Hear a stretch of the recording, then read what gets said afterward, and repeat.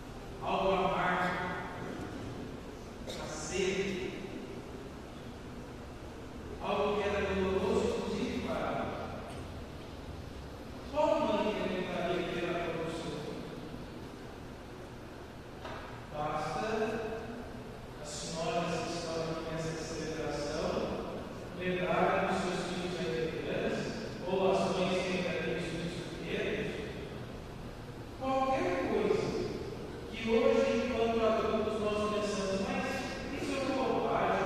A mãe cuida do filho de modo exemplar.